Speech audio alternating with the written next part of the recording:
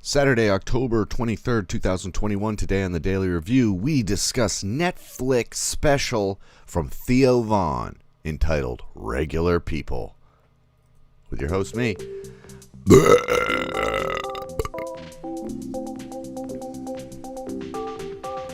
Joe LaRocca. So yeah, Theo he's a stand-up comedian. I think he started out on like the Real World or Row Rules Challenge or one of those things. He's got a podcast just like everybody. He says gang gang a lot. And that's like his catchphrase. And I'm kind of on the fence about him. This special, some stuff on here really made me laugh. Some of it, I don't know, he's just kind of annoying. Like, I don't know if he's actually funny or if he just uses quirky synonyms.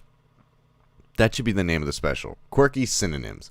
Because he's just telling pretty regular stories, but he just has interesting word choice. And I guess in a lot of ways that is what stand-up is. So I'm not trying to take too much away from him, but he's got a little bit of a Dane Cook juvenile energy going on. Although he's certainly not as negative, but a bit on the fence there. Like sometimes it seems like he's being mean-spirited, you know, if it benefits the joke. And then, sorry, I'm trying to shut the fan off.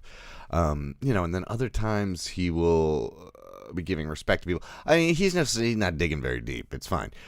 He's funny. He's enjoyable. He's charismatic, and he's aware of like what one of the first things he says is that he looks like shit and makes fun of his haircut and stuff, which is great. Yeah, it's funny.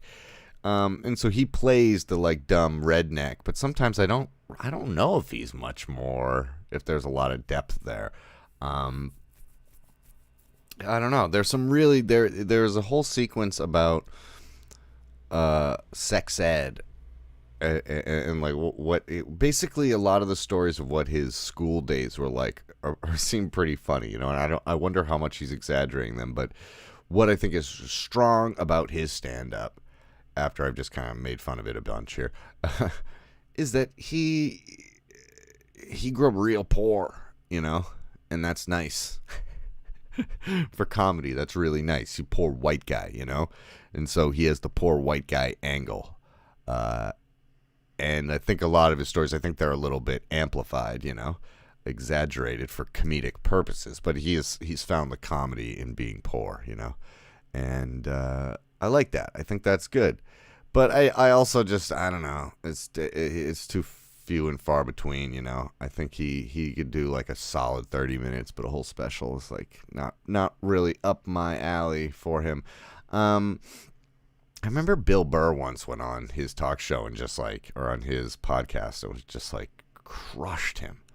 It was just like, what are you talking about? Why are you so sensitive? You know, it was funny. It's just like, oh, this is a two different generations of comedians. Like one is kind of born from the celebrity of TV and internet and stuff like that, whereas Bill Burr came up, you know, in clubs or whatever, and that's just a different style. One's not better than the other.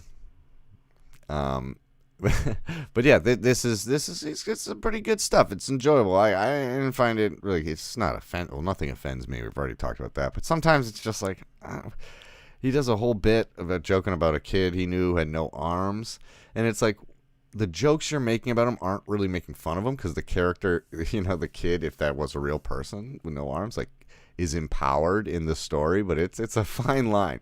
It doesn't bother me. You know what I mean? I'm just wondering why, like, no one would be, no pun intended, up in arms about this special. You know what I mean? Even though he is just clearly making fun of people at certain points, you know, although he has a smile on his face and that he is kind of playing this character, playing this kind of like, without negative connotation there, the dumb redneck kind of vibe he's playing. He's playing like Florida guy, you know, like poor Florida guy. And he kind of was that, you know. So, but I don't know, if you strip away the quirky synonyms, I don't know how much is there. But those synonyms, those words are pretty fucking funny that he comes up with. So, yeah, I'm surprised. I thought I'd have a lot more to say about this, but some of the things I really respected about it was the simple red curtain. Yeah, no like smoke, no crazy bullshit. Like the audience isn't lit. There's no like stupid opening bullshit kind of stuff. I like that. I like that. That's classy in my opinion, as opposed to making the stage. It's like, it's a city, or like, it's fucking crazy. It's like, no, just do your thing. That's obviously a personal thing. I've seen plenty of great comedy specials that have kind of more silliness, more affected screen presence and set design. But I prefer the simpler style. Anyway, yeah, it's funny. There's not a lot of poor white comedy. I mean, I guess there was when there was the blue collar thing, but that was different, and those guys were all like, that was a little bit different. But it's this is a new generation of, how you might be a redneck. What was that guy's name? Jeff Foxworthy. Yeah, this is Jeff Foxworthy 2020 basically. But and I hope that doesn't imply negative. It's just he's one of those comedians that's not, he's not searching for the big fish, And then there's also weird, like, I think he might be religious, which always puts me off. Especially for a comedian. But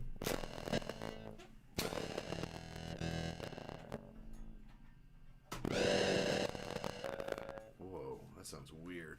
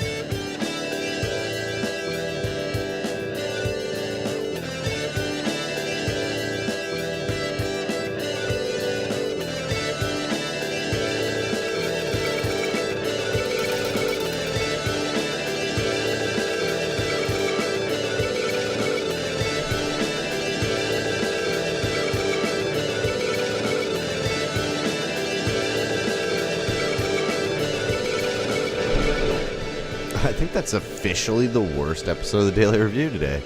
Sorry about that. Let's blame Theo Vaughn for his mediocre stand-up comedy special. Oh, and I also forgot to do, I was sick yesterday. I didn't do 5 Favorite Friday, so I'm going to do it now. Sorry. See you later.